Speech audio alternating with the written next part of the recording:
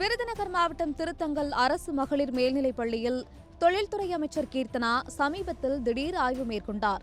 ஆய்வின் போது வகுப்பறைகளில் மாணவிகளிடம் ஆங்கிலத்தில் கேள்வி எழுப்பினார்.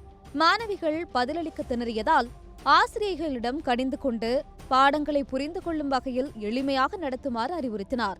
இது தொடர்பான வீடியோ சமூக வலைதளங்களில் வெளியாகி வைரலாகியது. இதை பார்த்த முன்னாள் பள்ளிக்கல்வித்துறை அமைச்சர் அன்பில் மகேஷ், லாஸ்ட் பெஞ்ச் என்று சுட்டிக்காட்டி பேசுபவர்கள் எல்லாம் பள்ளிக்குள் செல்லாதீர்கள், மாணவ செல்வங்களிடம் தாழ்வு மனப்பான்மையை வளர்க்காதீர்கள் என கீர்த்தனாவுக்கு அட்வைஸ் வழங்கினார்.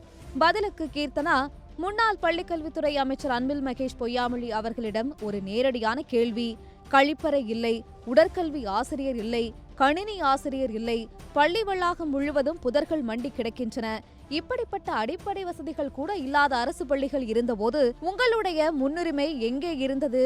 இன்று இந்த நிலையை வெளிச்சத்திற்கு கொண்டு வந்தவர்களை குறை கூறுவதற்கு பதிலாக இந்த அவல நிலை ஏன் உருவானது என்பதற்கு மக்களுக்கு பதில் சொல்லுங்கள் என நேரடியாகவே சமூக வலைதளத்தில் கேள்வி எழுப்பினார்.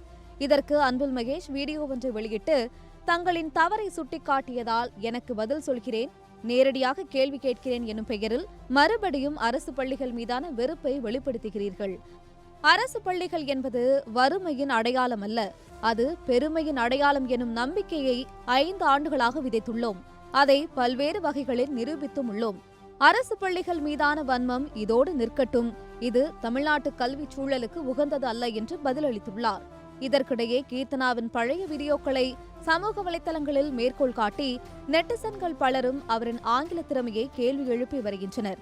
இந்நிலையில் தன்னுடைய பழைய புகைப்படம் ஒன்றை பகிர்ந்து, நானே ஒரு அரசு பள்ளி மாணவி, நானே தமிழ் வழி கல்வியில் படித்தவள், இன்று என் ஆங்கிலத்தை வைத்து என்னை கேலி செய்கிறவர்கள் உண்மையில் என்னை மட்டுமல்ல, என்னை போன்ற அரசு பள்ளி மாணவர்களையும் தமிழ் வழியில் படிக்கும் லட்சக்கணக்கான குழந்தைகளையும் கேலி செய்கிறார்கள் என்று பதிவிட்டு தன் மீதான குற்றச்சாட்டுகளுக்கு கீர்த்தனா விளக்கமளித்துள்ளார்.